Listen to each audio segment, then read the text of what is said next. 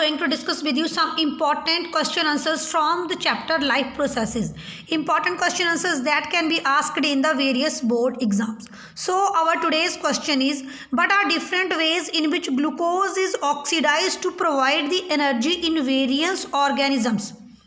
आपको बताना है कि जब ग्लूकोज ऑक्सीडाइज होगा, मीनिंग रेस्पिरेशन की प्रोसेस में जब ग्लूकोज ऑक्सीडाइज होगा तो जो एनर्जी प्रोड्यूस होगी वेरियस ऑर्गेनिज्म में, तो ग्लूकोज कितने तरीक़ों से ऑक्सीडाइज हो सकता है। इस क्वेश्चन में ये हमसे एरोबिक और एनारोबिक रेस्पिरेशन के बारे में ही पूछ रहे हैं, क्योंकि जब रेस्पिरेशन होगी तो ऑक्सीडेशन ऑफ ग्लूकोज होगा।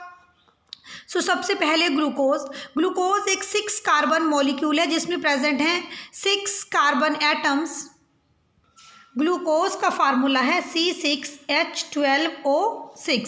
So glucose is a 6 carbon molecule, 6 carbon है। उसके बाद साइटोप्लाज्म में ग्लूकोज की जो होगी वो ब्रेकडाउन होगी, ग्लूकोलाइसिस होगा और इस ग्लूकोज ब्रेकडाउन करके ये बनाएगा पायरूवेट या पायरूबिक एसिड। और जो ये पायरूबिक एसिड है ये 3 कार्बन मॉलिक्यूल है, मीनिंग जब ग्लूकोज ब्रेकडाउन होगा तो 2 मॉलिक्यूल्स बनेंगे पायरूवेट के, क्योंकि यहाँ 6 कार्बन है तो यहाँ भी 6 कार्बन होने चाहिए। तो ये पायरूवेट एक 3 कार्बन मॉलिक्यूल है, इसलिए यहाँ पर 2 मॉलिक्यूल्स आप कह सकते हैं पायरूवेट के बनते हैं।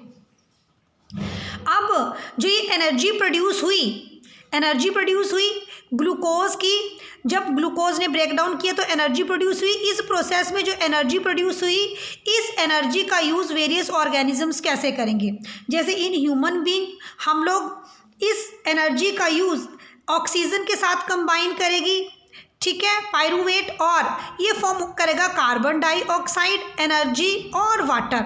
और इस टाइप की रेस्पिरेशन को हम कहते हैं एरोबिक रेस्पिरेशन। इसके बाद अगर जैसे हम लोग हैवी एक्सरसाइज करते हैं तो हमारी बॉडी में ऑक्सीजन की कमी हो जाती है और हमारी बॉडी में मसल्स में क्या हो जाती है, एनएरोबिक रेस्पिरेशन हो जाती है।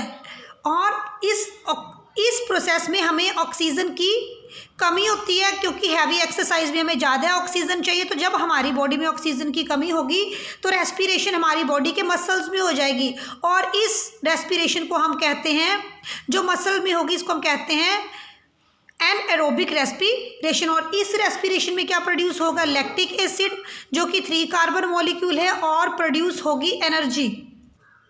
इस प्रोसेस को हम लोग लैक्टिक एसिड फर्मेंटेशन भी कहते हैं।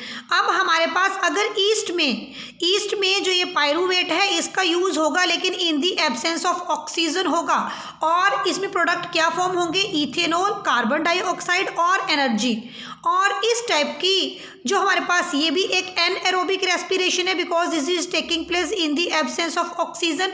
और इस प्रोसेस को हम लोग कहते हैं अल्कोहलिक फर्मेंटेशन, क्योंकि इसमें प्रोड्यूस हो रहा है अल्कोहल। तो ईस्ट ये भी फर्मेंटेशन है, और जो मसल्स में हुई एनएरोबिक रेस्पिरेशन इसको भी हम फर्मेंटेशन कहते हैं। ये लैक्टिक एसिड फर्मेंटेशन है, और जो ये है ये हमारी अल्कोहलिक फर्मेंटेशन है। यहाँ पर एरोबिक रेस्पिरेशन है in the presence of oxygen, और यहाँ पर लैक ऑफ ऑक्सीजन है, और यहाँ पर भी लैक ऑफ ऑक्सीजन है। तो ईस्ट में और मसल्स में ये यहाँ पर है एनएरोबिक रेस्पिरेशन। अगर हम लोग डिस्कस करना चाहें तो फर्स्ट स्टेप क्या है, ब्रेकडाउन ऑफ द ग्लूकोज, जिसका फॉर्मूला है C6H12O6 जो कि एक 6 कार्बन मॉलिक्यूल है in the cytoplasm of the cell of all organisms. और this process yield the 3 carbon molecule and this is called as pyruvate. Meaning हमारी जो फर्स्ट स्टेप थी वो ब्रेकडाउन ऑफ ग्लूकोज है और फॉर्म होगा पायरूवेट।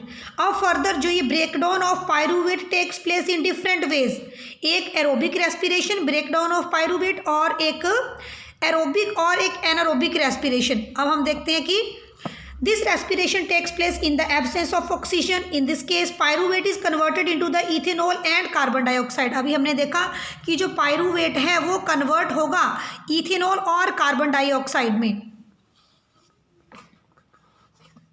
और इस टाइप की जो रेस्पिरेशन है ये ऑब्जर्व की जाती है ईस्ट में। Sometimes there is lack of oxygen specially during the vigorous activity in our muscles, और जब ह्यूमन भी एनारोबिक रेस्पिरेशन हो सकती है ह्यूमन में, जैसे ये एग्जांपल है एनारोबिक रेस्पिरेशन का, तो इस केस में हमारी बॉडी के मसल्स में क्या प्रोड्यूस होगा, जो पायरूवेट है it is converted into the lactic acid, okay, and it causes cramps in the muscles and we suffer from the fatigue. इसके बाद एरोबिक रेस्पिरेशन, इस पायरूवेट और जो एनर्जी प्रोड्यूस हुई है ये पायरूवेट का यूज़ कहाँ होगा, in the presence of oxygen, और इसको हम एरोबिक रेस्पिरेशन कहते हैं।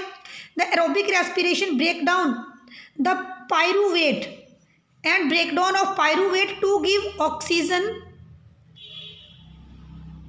पायरूवेट की ब्रेकडाउन होगी और हमें मिलेगा क्या, कार्बन डाइऑक्साइड, एनर्जी और वाटर।